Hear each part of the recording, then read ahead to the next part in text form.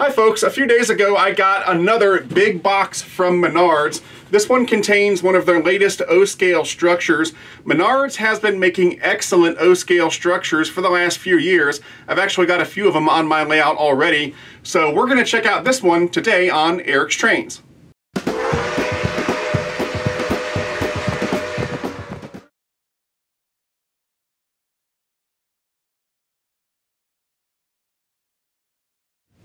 Alright, so this is the J. Shepherd & Sons dog food factory from Menards, and it's not surprising they would put something like this out because the mascot for Menards is Jack the German Shepherd, and Jack is present on most of their structures. I don't know if he's on every single one, but he's present on a lot of them.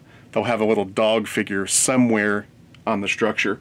Anyway, the features are right here. We've got pre-lit, pre-assembled, and ready to go. Electronic sign with animated pouring effect. Built-in train tunnel for a minimal footprint. Exterior lit by LED lights, including 5 red warning lights on the roof. Accessories include 6 workers, 2 bags of dog food, 1 dumpster, and of course, Jack the German Shepherd. Roof with various apparatus, including 2 workers, a water tower, a water tank, 3 vents, and a dust collector. And it requires a 4.5 volt power source. Alright, so let's go ahead and open this up, and since I'm doing a lot more unboxing videos these days, I figured it'd be a good way to showcase my knife collection. So for today's unboxing, we'll be using my trusty Buck 293 Inertia, made in the USA of course. So let's go ahead and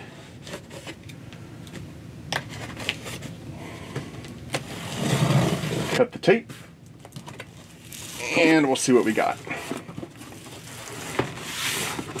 Alright, so we've got this plastic case that it comes in. And let's get rid of the box. And there it is. J. Shepherd & Sons dog food. The only annoying thing about the way these are packed is that they use staples, and so what I do is I get a pair of pliers and just yank out the staples. Being careful to put the staples in a trash can and not let them fall on the floor.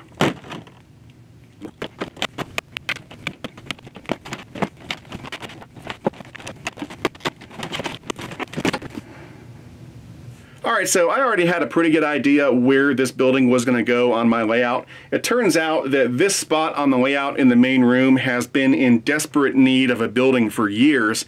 And so that's where the dog food factory is going to go, and it'll be just in time for this year's open house on October 19th. If you want more info on that, just check out episode 76 of Eric's Trains. But anyway, it'll be nice because when people come to the open house, they'll see a brand new building on the layout that wasn't there last year. And also, as a side benefit, I'm sure the people at Menards will not mind one of their new buildings being front and center on the layout where hundreds of visitors are going to be able to see it.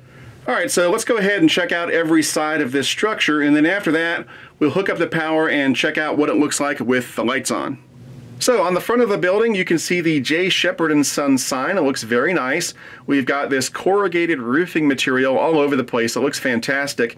Down below that on the building itself, you can see they've got this brick facade that they've glued onto the exterior, and it's actually got some depth and texture to it. It looks fantastic. Then we've got 2 windows. To the right of the windows is the animated Jack's dog food sign, and you'll see that in action in just a minute when we power this thing up. It looks great when the power's on. To the left of that is a legible danger sign. Over by the office, we've got some more legible signage, and there's even a power box to the left of that. It looks awesome. There's an employee walking by the office to get his paycheck. Then there's the loading dock, and you can see they've got it decorated to look like wood. We've got 2 bags of dog food. There is Jack the German Shepherd, and then we've got 2 employees talking about where they want to go for lunch, and then behind them there are 2 doors. Now if you look at the concrete walkway, you can see that they've actually put cracks in the concrete. How cool is that? On the areas of the ground where there are no walkways, they've got this grass material glued down. It's not the most realistic color in the world, but it's a good starting point. And what I've done with my other Menards structures that have this same grass material is that I've actually modified it and added my own ground cover and so forth, just to make it blend in a little better and look a little more realistic. On this side of the building, we've got these two silos. They've got that corrugated roofing material up top. And then on the silos themselves, you can see they've got these bands around them to make them look segmented. It's very cool. On the other side of the building, we've got this covered area. There's a set of stairs going up to another door. And by the way, none of the doors or windows open on this building. Now, there's an employee going up the stairs, and above him there are two more legible signs. There's a trash dumpster under the stairs, and to the left of the dumpster, there's a power port. And this is very cool because this is actually the second power port on the building. The other one is on the underside. So that means there are two options when it comes to powering up the building. So if you're like me and you have a permanent layout and you have the luxury of drilling holes in your table to run power wires, well, you can power it from the underside, and that way your visitors never see the wires. However, if you've got more of a temporary setup and you can't drill holes in the table, well, you've got this power port on the side of the building. Very cool. The next thing I want to show you is probably my favorite feature on this building, and it just shows how clever the folks at Menards are at making these structures as versatile as possible. The dual power port that I just showed you was a great example of that, and so is this. So behind the silo on this side and behind that covered area over here, we've got this area right here. This is the train tunnel. So you can run your track through there, and then you can roll a hopper or a boxcar or a tanker through there, and your factory can load and unload materials. But if you notice, there is no train tunnel right now, and that's because the train tunnel is optional. If you want to use it, this piece pops out like that. Set that aside. And now we've got a tunnel, and so we can put the tunnel over the track like that, and now we can run a freight car through our factory. Very cool. However, if you've got a layout like mine, you'll notice that my track is right up at the front of the table. So if I was to use it in this configuration, all of the beautiful animated signage up front would be completely invisible to people visiting my layout. And so for me, I'm actually not going to use the tunnel. As much as I would like to, I don't want people to miss out on that great animated signage on the front. So I'm going to put that piece back in and then turn the whole building around. And on my layout, I'll set it up like that. So they can roll a boxcar up here and load and unload materials that way. And this way, it looks great on my layout, but I don't have some weird empty train tunnel on the other side for people to say, wow, what's that empty tunnel for? It's very cool and very clever. Now, in case you missed it, here are the two signs on the other side of the train tunnel.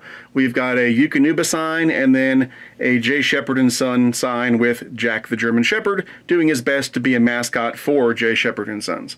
Finally, here's a look at the roof. Now, above the silos, there are 4 red LEDs. You'll see those in action in just a minute when we power this thing up.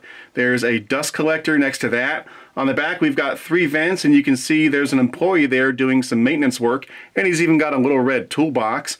We've got a propane tank there with a red valve, and then we've got the water tank, and you can see there's another employee with a bucket of green paint giving it a new paint job. And the water tower also has an LED light on top, and again, you'll see that in just a minute when we power this thing up. One last thing I want to show you on the roof real quick, and it's something that I just noticed. The LEDs up here, at least, are just standard LEDs in sockets. So that means that if the LED burns out or otherwise needs to be replaced for some reason, it's easily done. Very cool.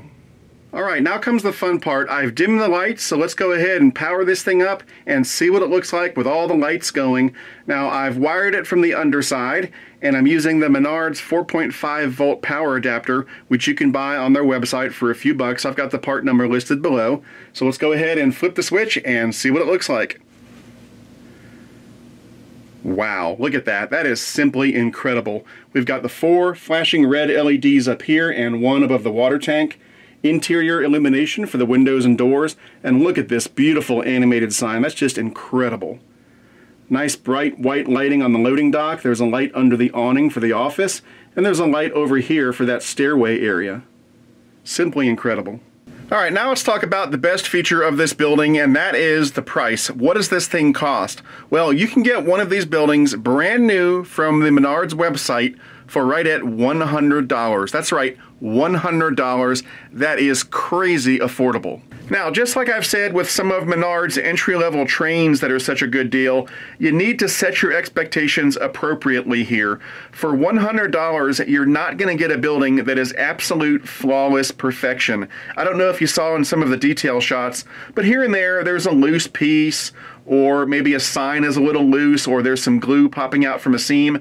So you may have to go in with an X-Acto knife or some CA glue, or a little bit of touch-up paint here and there just to get this thing looking its best. But for $100, who cares? This is such a great deal that for that price, I'm totally willing to go in and do a little extra work just to get this thing looking perfect. $100, for that price, you can't go wrong. These buildings are such a fantastic deal. Alright, that about wraps it up for this review. I hope you enjoyed it. These buildings from Menards are so awesome, and the prices just can't be beat, period. Now, if you liked this video, please give it a thumbs up, and please subscribe to my channel if you haven't already. And when you do subscribe, make sure you click that little bell icon next to the subscribe button so that you get notifications whenever I put up a new video. Now, if you'd like to support Eric's Trains, you can do so through Patreon at www.patreon.com/Eric's Trains.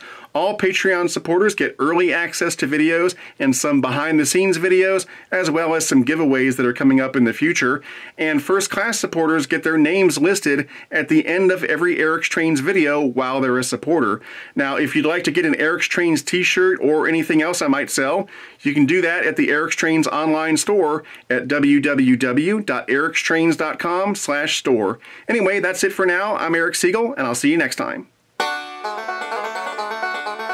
Alright, so when this building showed, oh yeah, and it's a choking hazard, so be careful around small kids.